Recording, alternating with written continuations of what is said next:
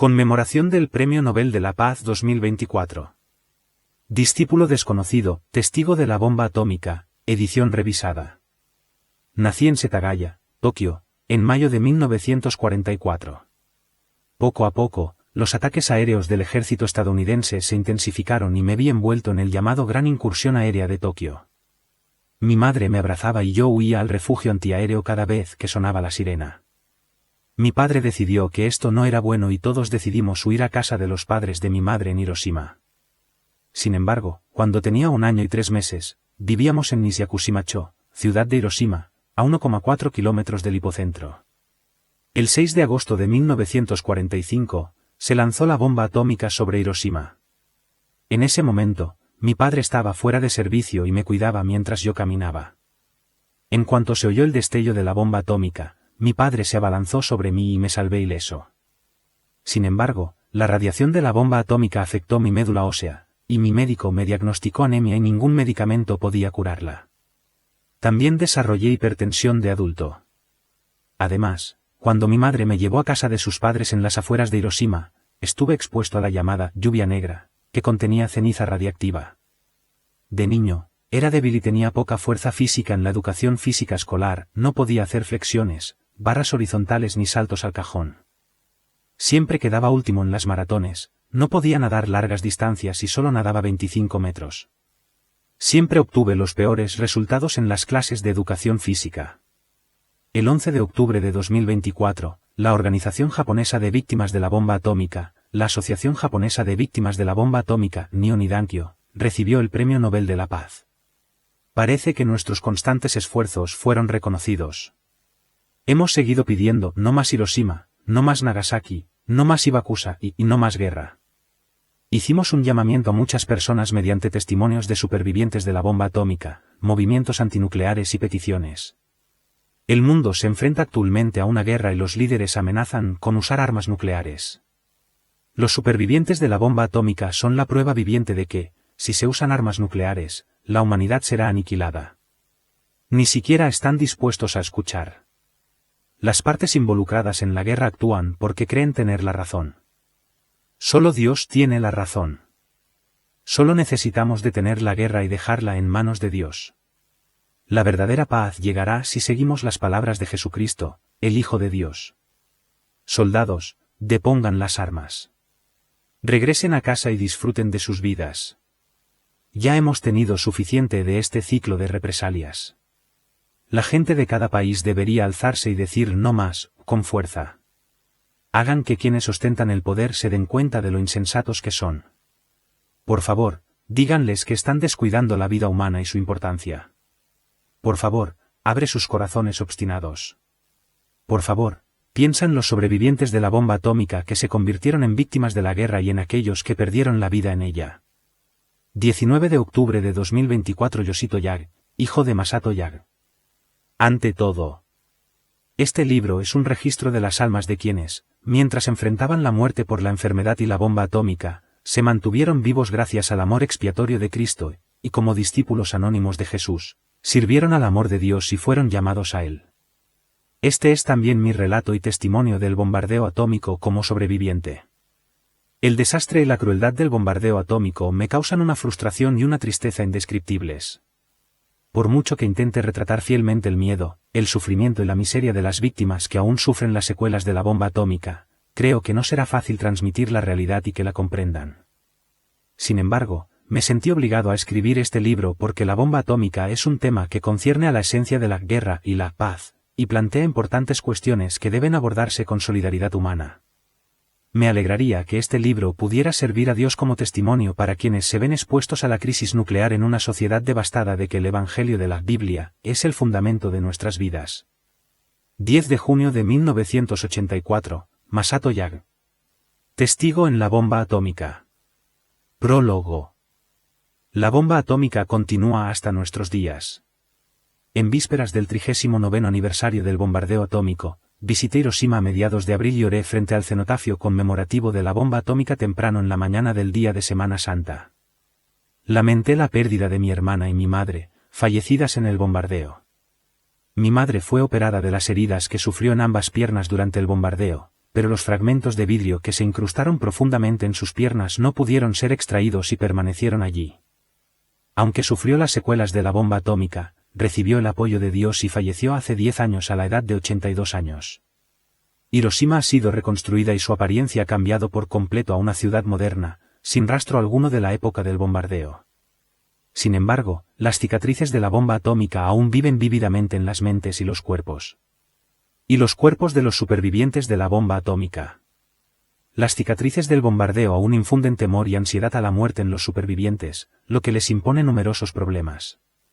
Huelga decir que el sincero deseo de los supervivientes, devastados por la inhumanidad y la crueldad de las armas nucleares, es asumir este error, que nunca debe repetirse, como un problema común para toda la humanidad, abolir las armas nucleares por completo y establecer una paz permanente. Sin embargo, a medida que se desvanece el recuerdo de la bomba atómica, el peligro y la amenaza de la alienación humana y la guerra nuclear aumentan, en contraste con el crecimiento económico y la prosperidad de un Japón en paz. A medida que se desvanece la cúpula de la bomba atómica, avanza el movimiento para eliminar las alergias nucleares, se eliminan las fotos del bombardeo atómico en la exposición universal y el horror de la bomba atómica desaparece de los libros de texto. La única manera de evitar que el bombardeo atómico se desvanezca y quede enterrado es seguir contándolo, escribiendo y leyendo. El número cada vez menor de sobrevivientes de la bomba atómica debe resistirse a desaparecer y rescatar sus experiencias originales, mostrar un fuerte deseo de paz a través de la tragedia de la bomba atómica y transmitir sus experiencias para el futuro de la humanidad. Los registros de la bomba atómica no deben limitarse a la evocación y transmisión del trágico pasado, perdiendo de vista las cuestiones esenciales. Deben permitir que las personas de todas las generaciones, tanto sobrevivientes como no sobrevivientes, desvíen su atención de la crueldad de la bomba atómica y la tragedia de la guerra hacia la esencia de la guerra. Esto debe entenderse en el contexto de regresar a los orígenes de la bomba atómica. Es hora de que regresemos a los orígenes de la bomba atómica. Debemos recordar lo que Dios intenta pedir a través de la bomba atómica. ¿Qué se pide en la miseria y la crueldad de la bomba atómica? ¿Y a qué debemos responder? Me gustaría volver a los orígenes de la bomba atómica, al profundizar en ella, explorar la verdadera naturaleza de la guerra, a partir de una profunda reflexión, comprender qué significa ser humano y cómo debemos vivir, y compartir mi experiencia original, con la esperanza de utilizarla como punto de partida para un verdadero movimiento por la paz. 1. Evitando los estragos de la guerra. El 10 de marzo de 1945 Shoue 20 decidí mudarme con mi familia a Hiroshima. En ese momento, vivía en Sakurajōsui, distrito de Setagaya, y fui movilizado a una fábrica de municiones en Akabane, donde dirigía a estudiantes de la escuela secundaria Seigakuin, donde estábamos expuestos al peligro de los ataques de los bombarderos B-29 a diario. A mediados de mayo de 1939 Shoue 14, cuando la Segunda Guerra Sino-Japonesa ya estaba en pleno apogeo, recibí mi notificación de reclutamiento en Hiroshima. Me asignaron a una unidad de infantería como soldado de reemplazo y me enviaron a China Central. Enfermé durante el combate, me trasladaron de un hospital de campaña a otro y me enviaron de vuelta a China continental sin recibir el tratamiento adecuado. En octubre de 1940, me reintegraron a mi unidad original, el 49º Regimiento Koufu, desde el Hospital del Ejército en Sakai, Osaka, y me dieron de baja ese mismo mes debido a una enfermedad durante la guerra. Regresé a la iglesia en Hiroshima y continué trabajando allí mientras me recuperaba. Después, me mudé a Tokio como educador religioso y trabajé en Aoyama Gekuin. En el año del Gran Incursión Aérea de Tokio, trabajé en la escuela secundaria Seigakuin. En ese año 1945, la Guerra del Pacífico ya mostraba signos de una enfermedad terminal. Hasta entonces, los bombardeos aéreos no se habían limitado a Tokio, sino que se habían extendido por todo el país, con aproximadamente el 60% de las regiones de Keijin, Hanshin y Chukyo incendiadas.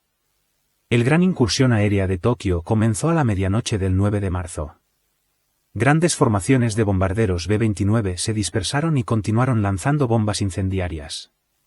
Los incendios provocados por la lluvia y el granizo tiñeron rápidamente de rojo el cielo nocturno de la capital. Esa noche, evacué a mi esposa y a mi hijo pequeño a un refugio antiaéreo. Vestido con ropa de prevención de desastres, me quedé frente a nuestra casa con los vecinos, contemplando el cielo en llamas. Esta zona había sido evacuada temprano, así que escapamos del ataque aéreo.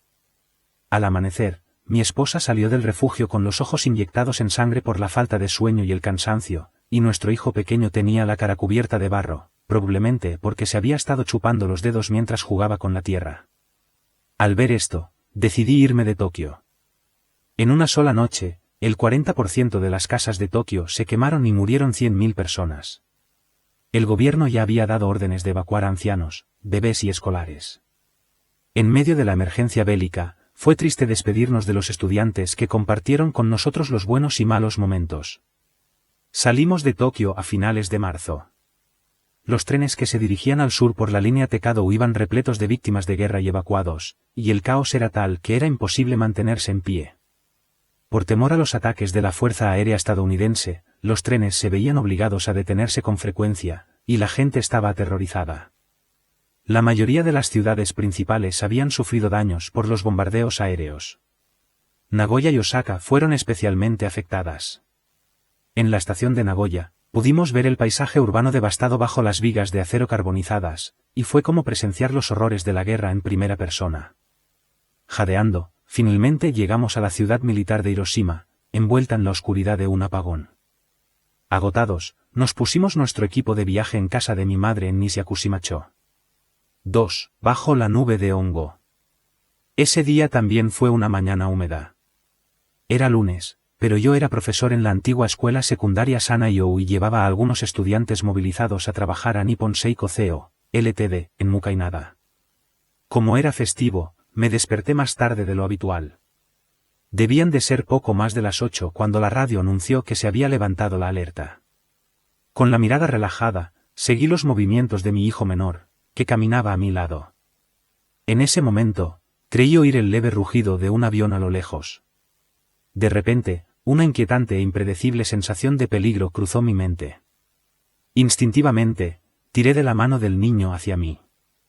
En ese instante, un destello realmente intenso me atravesó el fondo de los ojos. Quedé cegada. La luz amarillo platino se llenó de una gran cantidad de destellos. Reunimos todas nuestras fuerzas e intentamos desesperadamente abrirnos paso.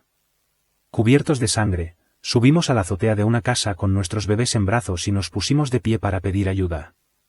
Con cuidado, reuní todas mis fuerzas e intenté desesperadamente abrirnos paso. Cubierto de sangre, agarré a mi hijo pequeño y subí a la azotea de la casa, poniéndome de pie para pedir ayuda. Jadeé. Al ver la devastación que se desplegaba ante mis ojos, me pregunté qué me había pasado.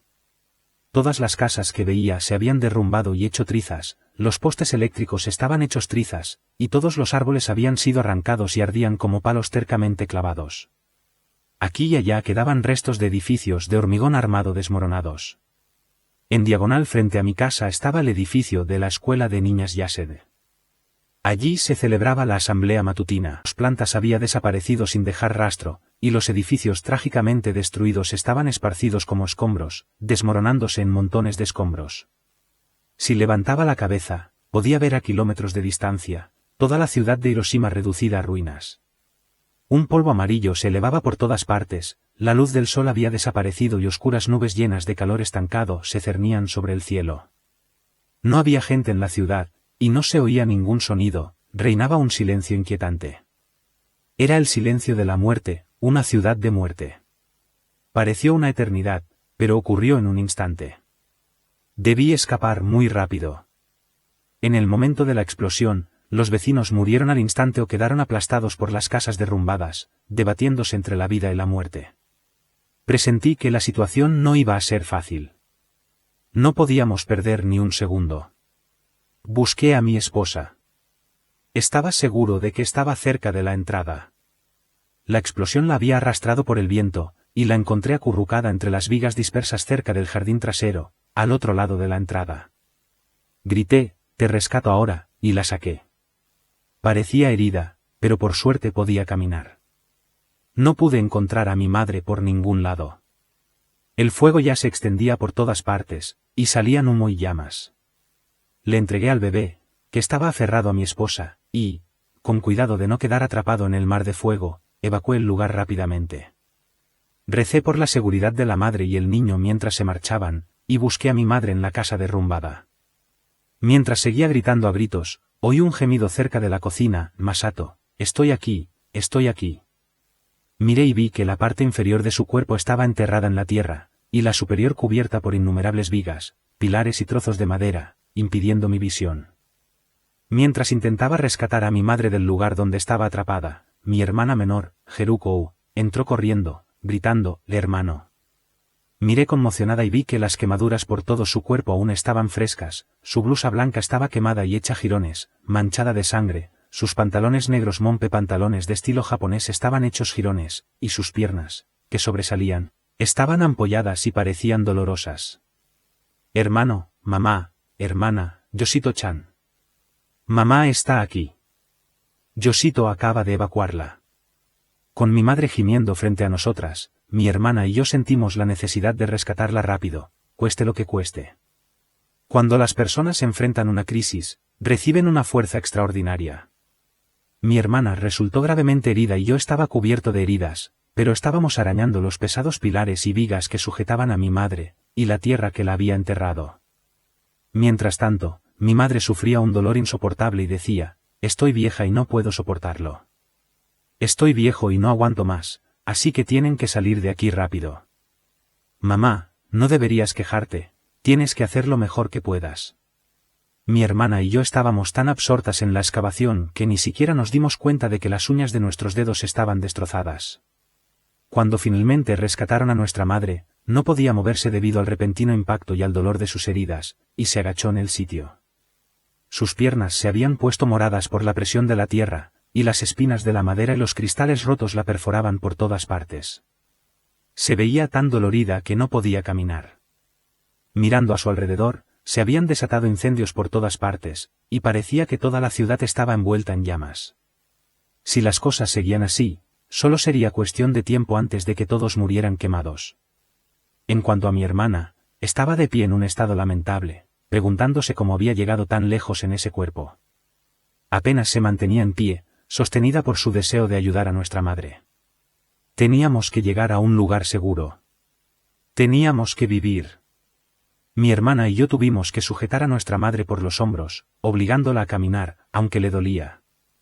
Apenas habíamos dado unos pasos cuando el vecino salió corriendo de la casa en ruinas y dijo, Yaji-san, ayúdame. Mi esposa está ahí tumbada. Déjame cargarla a la espalda. Corrí hacia ella, dejando a mi madre y a mi hermana esperando, pero al parecer la explosión la había arrastrado y había sufrido un fuerte golpe en el corazón. Con gran dificultad, logré colocar a su esposa, que había perdido el conocimiento y se encontraba en estado de animación suspendida, sobre la espalda del hombre. Con lágrimas en los ojos, dijo repetidamente, gracias, y se tambaleó entre el humo. Cuando más tarde me encontré con el hombre en el lugar de la quemadura, descubrió que su esposa había muerto camino a un lugar seguro. Me dio las gracias entre lágrimas, diciendo que gracias a Yaji-san había podido estar con su esposa mientras moría, pero al pensar en cómo debió sentirse al ver a su amada esposa arrebatada de esa manera, me invadió una tristeza indescriptible y no pude evitar la ira que brotaba de mi interior hacia quienes habían arrebatado la vida de sus seres queridos de esa manera. En silencio, avanzamos lentamente por la grava quemada del terreno, evitando el fuego, hacia la orilla del río Ota. Al mirar atrás, vi a una multitud de supervivientes de la bomba atómica siguiéndonos, no sé cuándo ni dónde se habían reunido. Con expresiones lastimeras, algunos apenas habían salido de las casas derrumbadas, otros habían sido arrojados al suelo y recuperaban el aliento, algunos tenían el pelo despeinado, la carne arrancada y la piel quemada colgando, algunos estaban desnudos y heridos, vestidos solo con ropa sucia y andrajosa, todos con el rostro cubierto de hollín y sangre por las explosiones y el barro, y sus ojos estaban abiertos y vacíos. Nadie hablaba, y parecía como si los muertos masacrados hubieran vuelto a la vida y continuaran su marcha mortal.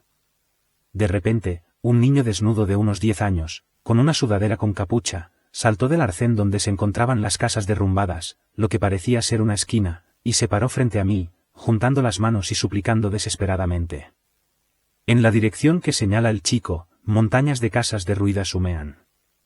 Quiero salvarlo. El chico me mira fijamente. Quisiera ayudarlo si tuviera tiempo. La crisis se nos echa encima. Los pasos de los heridos graves que se habían extraviado y me seguían empeoraron la situación, dificultando aún más la huida de la ciudad muerta y envuelta en llamas. El chico estaba a punto de volver corriendo. No debemos matar a este chico tampoco, le dije llorando. En esta situación, ya no era posible rescatar a su madre. Le expliqué brevemente que si no escapaban lo antes posible, el chico y la docena de víctimas que había aquí morirían quemados. Dile adiós a tu madre y vive por ella. Pensando en el dolor del chico, no pude evitar llorar por su angustia. El chico corrió de vuelta bajo mi brazo, pero se detuvo a mitad de camino, giró hacia la casa derrumbada donde estaba atrapada su madre, juntó las manos y volvió corriendo, siguiéndome. Al pensar en la vida y la muerte de un padre y un hijo separados en tales circunstancias, me quedé sin palabras. Cada vez que llega el 6 de agosto, me viene a la mente la imagen del niño triste de aquel día, con una sombra de culpa y arrepentimiento por no haber podido hacer nada. El niño que escapó con nosotros ese día es ahora un hombre de más de 40 años. Debe estar afrontando este día con un sentimiento desgarrador de dolor y lamentación causados por la guerra. Finalmente escapamos a la orilla del río Ota. Pero el puente Sanjou se había derrumbado. Mirando río arriba, el puente ferroviario nacional que conecta Hiroshima y Yokogawa no se había derrumbado, pero las traviesas ardían lentamente y se veían incendios aquí y allá. Si hubiéramos escapado hasta allí y nos hubiéramos dirigido a Nagatsuka, que se creía una zona segura, se dirigió hacia Nagatsuka, con la esperanza de escapar a casa de sus padres, pero el humo y el fuego ya se acumulaban y le bloqueaban el paso. Así que se dirigió al santuario Yaisu, en dirección contraria a la que habíamos tomado.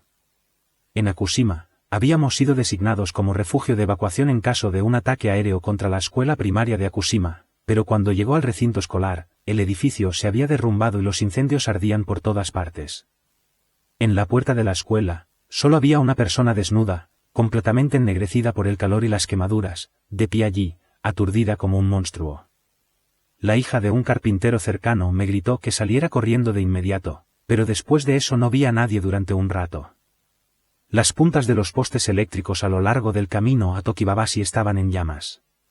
Pasamos por encima de montañas de escombros sin ningún sitio donde pisar y olas de madera humeante de las casas derrumbadas, cruzamos el puente a trompicones y escapamos aguas arriba del río Kyobashi. Las casas a lo largo del camino estaban en llamas, así que caminé por la arena, pero cuando las explosiones se encendieron con un horrible crujido y estruendo, corrí frenéticamente, abrazando con fuerza a mi asustado hijo pequeño. Escapando de las llamas, finalmente logré subir una pequeña colina que el cuerpo de ingenieros usaba como campo de entrenamiento. Después de dejar al hombre, respiré aliviado, y a la sombra al pie de la montaña, encontré una casa que se había salvado del derrumbe. Había un pozo cerca, y llamé a la bomba para preguntar si podía usar el agua del pozo. Parecía que alguien había salido del barro. Lavó al bebé que había salido del barro y luego se lavó las manos y los pies. Tras descansar un rato en la montaña, las miserables víctimas, cuyos cuerpos habían cambiado, subieron una tras otra y se desplomaron. Durante un rato, estuvo rodeada de gemidos y llantos, incapaz de contemplar la horrible escena. En ese momento, comenzó a caer una lluvia negra y la gente se refugió en el bosque de bambú. El sonido sordo y sordo de los aviones rugiendo hizo que todos temieran otro ataque aéreo, y sintieron que se morían. Por casualidad, un hombre de una casa en la ladera de la montaña le dio un cinturón y una bolsa con aproximadamente una taza de pan duro y arroz, y amablemente le preguntó: «Pon a tu bebé aquí. ¿Tienes a dónde regresar?». Agradecida por el cariño de la gente, cargó a su bebé en el generoso cinturón y bajó de la montaña con la bolsa de comida que le habían dado. Salió a un lugar de trabajo del cuerpo de ingenieros, pero allí también estaban apiñados los soldados que habían estado expuestos a la bomba atómica. Fue horrible contemplar la terrible imagen de los soldados, carbonizados, ennegrecidos y cubiertos de heridas. Buscando un punto de apoyo para evitar pisar a los que habían caído o estaban tumbados, llegó al nacimiento del río Ute. Una multitud de víctimas fluía por la orilla, desnudos y descalzos, gente andrajosa flotando en el agua. Mientras la corriente la arrastraba, le dio sus fuecos de madera a una persona con los pies sangrantes. Al pie del monte Usita, aguas arriba del río Ota, había un ferry a Gion. Le pidió al barquero que la llevara y se dirigió al santuario de Gion. Las víctimas se habían reunido allí, y el equipo médico del pueblo trabajaba para trasladarlas a domicilios particulares y curar sus heridas. Era de noche cuando se abrió paso entre la gente que yacía tirada y llegó a la casa de los padres de Nagatsuka. La casa estaba bastante lejos del epicentro, pero la explosión había arrancado el techo y la casa quedó completamente destruida. Dentro, Había enseres domésticos y utensilios de cocina esparcidos, lo que revelaba el poder destructivo del bombardeo. Así, el bebé llegó sano y salvo a casa de sus abuelos. Soportando el dolor de las quemaduras y la fiebre alta, yacía en la agonía de la radiación, recibiendo cuidados de enfermería de nuestras madres mientras rezaban. Mi esposa corría a menudo a la clínica Quillam en Gion para verlo, pero el médico estaba ocupado atendiendo a las víctimas, que eran traídas una tras otra, y no podía dejarlo ir, así que solo le administraba mercurocromo. En ese momento, la viuda del reverendo Yamamoto Ryukichi había sido evacuada de Tokio con la familia Okao, y sus padres la cuidaban. El señor y la señora Yumide, que habían regresado de cura, también se alojaban con la familia. Por la ayuda del señor Yumide, la esposa de un conocido suyo estuvo expuesta a la bomba atómica en la estación de Hiroshima y llegó a la familia Okao con quemaduras en la parte superior del cuerpo y postrada en cama. La familia Okao, con tantas víctimas del atentado, nunca dejó de mostrar su cariño y trabajo.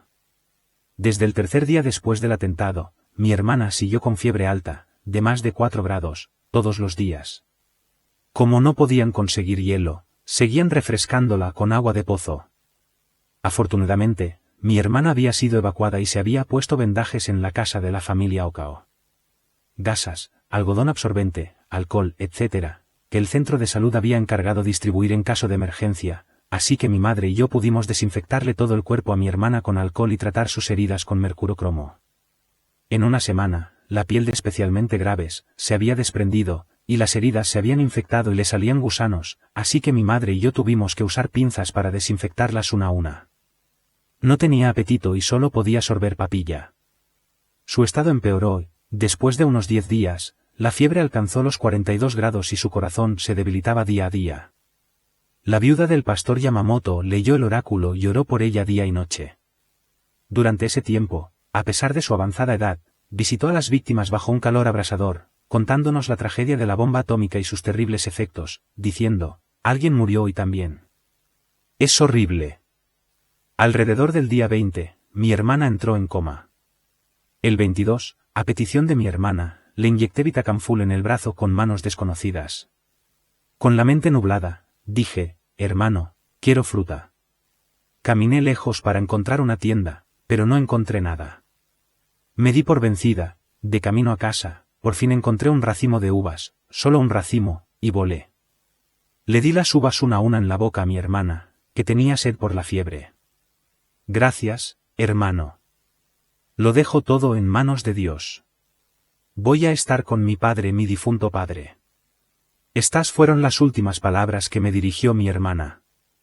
Desde que cayó en la bomba atómica, no se había quejado ni pronunciado una sola palabra. Simplemente había soportado el dolor.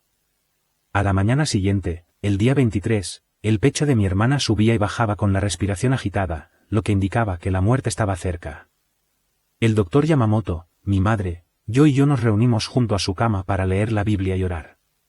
Al perder el conocimiento, mi hermana sintió varias veces y murmuró, «Amén, amén», pero de repente dijo, «Puedo ver a Jesús», y falleció en silencio, aún apretando nuestras manos con fuerza. Su rostro aún estaba caliente y rojo, como si le quemara. Soportó mucho, pero fue llamada a Dios sin sufrir, dejando tras de sí un rostro sereno, amable y radiante. Tenía 24 años. Mi hermano menor Akira, que estudiaba en la Escuela Naval de Contabilidad, visitó a mi hermana mayor Mitsuko, quien se había casado y se había mudado a Amada, cuando escuchó la noticia de que Hiroshima había sido completamente destruida al final de la guerra. Cuando corrieron juntos a casa de Okao, habían pasado 30 minutos desde que llamaron a mi hermana. No pudieron llegar a tiempo para sus últimos momentos y solo pudieron romper a llorar. Al día siguiente, celebramos un funeral discreto, y con la ayuda de nuestros vecinos, llevamos su cuerpo a la montaña detrás de la iglesia católica en Nagatsuka, donde la incineramos con nuestras propias manos. Al día siguiente, mi madre, que sufría mucho, acompañada de mi hermano menor, salió de Hiroshima para recoger los restos de mi hermana y depositarlos en la tumba de la prefectura de Yamanashi, donde descansa mi padre. Se llamaba Herukou. Este fue el nombre que le puso mi padre, que era pastor. Quería llamarla Aleluya. El nombre surgió jugando con el sonido de la palabra Haru, luz. Obviamente significa gloria a Dios. Su padre oró sinceramente y deseó que ella dedicara toda su vida al servicio de Dios y a la gente, que agradara a Dios y fuera testigo de su gloria. Nació el 28 de abril de 1919, como la segunda hija de la casa parroquial de una iglesia en Yokomachi, ciudad de Yamagata. Desde pequeña, poseía una personalidad tierna y dulce, como una muñeca japonesa, y era querida y adorada tanto por sus amigos como por los adultos. Debido al traslado de su padre, tuvo que asistir a escuelas primarias en Ide, Hiroshima y Nagasaki. Cuando su padre sufrió una hemorragia cerebral y quedó postrado en cama, se retiró del ministerio y se mudó a Tokio. Gracias a la generosidad del señor Jiro Ujmesaki, pudo ingresar a la escuela femenina Toyo Waiwa en Azabu y vivir en su internado. Debido a dificultades económicas, cuando mis padres regresaron a su ciudad natal, Ichikawa, Yamanashi, abandonó la escuela femenina Iwa y se convirtió en enfermera en prácticas en la clínica pediátrica de su tío en Koufu, ayudando con las tareas domésticas. Allí, estudió enfermería y obtuvo su título. Con la ayuda de un conocido de mi padre, el señor Christian Seizo Miyaka, la asignaron al centro de salud de Tamanoshima, en la prefectura de Okayama, y luego la trasladaron al centro de salud de Hiroshima. Tras vivir separados durante varios años, pudimos vivir juntos con mi familia en Nakushima, Hiroshima, el año de la bomba atómica. En respuesta a la oración de mi padre, confesó su fe y se bautizó siendo niña. Su corta vida no fue en absoluto una bendición para el mundo. Cuando mi padre enfermó, ella ayudó a mi madre tras su muerte y apoyó a la familia. Su corta vida no fue en absoluto bendita a los ojos del mundo. Cuando mi padre enfermó, ella ayudó a mi madre tras su muerte y apoyó a la familia. Cargó con la cruz, sirvió a los enfermos como enfermera y sirvió a su familia como. En medio del pecado original de la humanidad llamado guerra y la cruel devastación de la bomba atómica, se situó en el origen del Evangelio y, olvidándose de sí misma, sirvió al dolor y sufrimiento de los Hibakusa que resultaron heridos y cayeron a la muerte. En medio de la bomba atómica, dio testimonio del amor redentor de Cristo y fue llamada a revelar la gloria de Dios, como su nombre lo indica. Como un lirio blanco que florece puro y dulcemente al pie de la cruz, esparció su pura y joven vida, ofreciéndola para la gloria de Dios. De verdad, aleluya Jerukou, amén.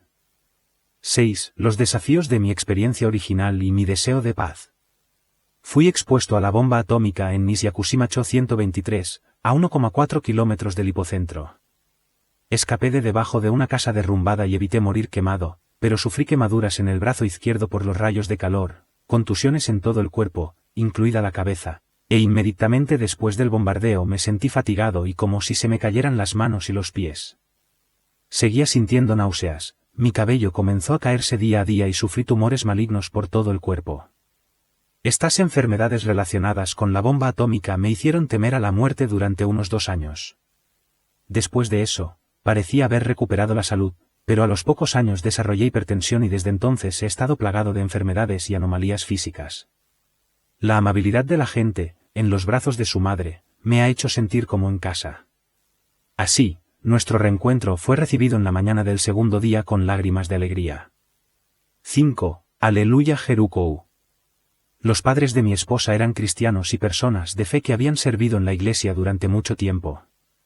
Después de preocuparse por nuestra seguridad y orar por nosotros día y noche, nos ofrecieron una habitación. Mi hermana no pudo levantarse después de que los estudiantes la llevaran a casa en una camilla. En ese momento, nadie sabía que la bomba lanzada sobre Hiroshima era una bomba atómica. Se la conocía como un nuevo tipo de bomba especial, y solo unos días después se identificó como tal. Al día siguiente, caminé de regreso a Hiroshima bajo un sol abrasador para buscar los suministros de primeros auxilios y otras cosas que había guardado en el refugio antiaéreo de nuestra casa. Durante los días siguientes, fui a las ruinas quemadas de la ciudad para contactar con la escuela y evaluar los daños sufridos por los estudiantes. La tierra estaba quemada, las cenizas aún ardían, y aquí y allá, entre las ruinas, había trozos de madera que indicaban a la gente dónde evacuar, letreros que preguntaban por la seguridad de los familiares, y por todas partes se veía gente buscando sus restos. En la casa de la familia Okao en Nagatsuka, mi hermana menor, incapaz de moverse. A mi esposa también le diagnosticaron anemia a causa de la bomba atómica, y sufría síntomas similares a la osteomielitis, como hinchazón en manos y pies, y a menudo se quejaba de dificultad para caminar debido al dolor. También sufría dolores de cabeza y mareos de origen desconocido, y a menudo permanecía en cama. Hace unos años, le diagnosticaron temporalmente leucemia y tuvo que ser hospitalizada. Se estima que había unas 420.000 personas en Hiroshima en el momento del bombardeo atómico, y documentos y estudios sugieren que el número de muertos superó las 200.000, pero no hay pruebas concluyentes que lo respalden. Hay alrededor de 160.000 sobrevivientes, quienes continúan quejándose de las anomalías físicas y la angustia mental causadas por la bomba atómica, que nunca antes habían experimentado, y se sienten frustrados porque nadie comprende sus síntomas. Quienes no estuvieron expuestos directamente a la radiación, pero que entraron en el hipocentro después del bombardeo, o se vieron afectados por la radiación al deshacerse de los cuerpos o brindar atención médica, también desarrollaron síntomas de la bomba atómica y murieron, o sufrieron otras secuelas de la bomba atómica, y sufrieron sufrimiento de por vida, al igual que los sobrevivientes. Sus vidas y medios de vida se ven amenazados por diversos síntomas de la bomba atómica, una condición poco clara llamada enfermedad del ahorcamiento de la bomba atómica, cánceres múltiples, queloides causados por quemaduras, niños con microcefalia nacidos de víctimas embarazadas, huérfanos y ancianos causados por la bomba atómica, y otros problemas. Sin embargo, las compensaciones y las medidas aún no se han implementado por completo. Junto con la cuestión de brindar apoyo a las víctimas, el esclarecimiento y el tratamiento médico son una cuestión urgente. La potencia explosiva de la bomba atómica genera una temperatura extremadamente alta, de 3.000 a 4.000 grados, y se dice que emite radiación capaz de matar por completo a una persona que se encuentre a una distancia de hasta 1 kilómetro en contacto directo con ella. Es imposible medir su potencia. Los daños y la devastación de la explosión, y sus secuelas. Los atentados de la bomba atómica, que continúan hasta el día de hoy, destruyeron a la humanidad hasta sus cimientos. La crueldad del daño que la bomba atómica causó a la humanidad fue verdaderamente incomparable, y la miseria es indescriptible. Sea cual sea la razón, la inhumanidad y la crueldad de las armas nucleares jamás pueden justificarse ni tolerarse. Esto, junto con el ferviente deseo de los supervivientes de la bomba atómica, en particular, de que una tragedia así no se repita, es el punto de partida del movimiento por la paz. En los últimos años, ha surgido una controversia en Hiroshima sobre la inscripción en el monumento a la bomba atómica, descansa en paz, porque nunca repetiremos este pecado. Quienes insisten en modificar la inscripción argumentan, ¿por qué debería disculparse el pueblo japonés, que sufrió la bomba atómica? ¿Acaso no es incierta su responsabilidad? En respuesta, quienes están a favor de proteger la inscripción argumentan, el error al que se refiere la inscripción se refiere al pecado original de los seres humanos que usaron armas nucleares para matar a otros seres humanos. Negar este pecado original allanaría el camino para que Japón se convirtiera en un país con armas nucleares. Con la proximidad del 25º aniversario de la bomba atómica, este debate se zanjó temporalmente cuando el alcalde de Hiroshima, Norio Yamada, declaró que la inscripción no se modificaría. Esto demuestra que la bomba atómica no es solo un problema de las víctimas individuales, ni se limita a Hiroshima, sino un problema de toda la humanidad, y que la existencia de armas nucleares que influyen en la política internacional, el temor a la estrategia nuclear y los profundos vínculos con el movimiento por la paz son el trasfondo de esto. La búsqueda de responsabilidades por la bomba atómica en el momento de su lanzamiento, junto con los sentimientos antiestadounidenses, antibélicos y antinucleares, impulsaron al movimiento a modificar la inscripción. Esto confirmó que el monumento sería un bastión del movimiento por la paz en la cambiante situación de aumento del número de países con armas nucleares. El monumento es una expresión del deseo de paz que refleja las voces de la ciudadanía común que desea crear un gran impulso que inspire a la gente a actuar contra la guerra, incluso a quienes no pertenecen a la comunidad ibakusa. Algunos afirman que la cuestión de la responsabilidad por el bombardeo se volverá vacía si buscamos la responsabilidad sin cuestionar la responsabilidad personal, es decir, que no es nuestra culpa, sino de la otra parte. La búsqueda de la responsabilidad por el lanzamiento de la bomba atómica está vinculada a la búsqueda de la responsabilidad por los crímenes de guerra y se remonta a la responsabilidad por la guerra misma. En el caso de la bomba atómica, se cuestionan los orígenes de la guerra. Debemos comprender que la responsabilidad por la bomba atómica y la guerra misma se cuestionan en términos de solidaridad humana. La guerra es una cuestión de responsabilidad mutua y una cuestión del pecado original de la humanidad, que es la causa raíz de la guerra. Desde este punto de partida, los historiadores cristianos deben aceptar la cuestión de la bomba atómica, profundizar en la experiencia original y, basándose en la reflexión, avanzar hacia un movimiento por la paz. Esta es la misión de la humanidad cristiana, un sentido de solidaridad, luchar por la paz a través de una profunda autoconciencia. Escrito por Masato Yag, traducido al inglés por su hijo Yoshito Yag.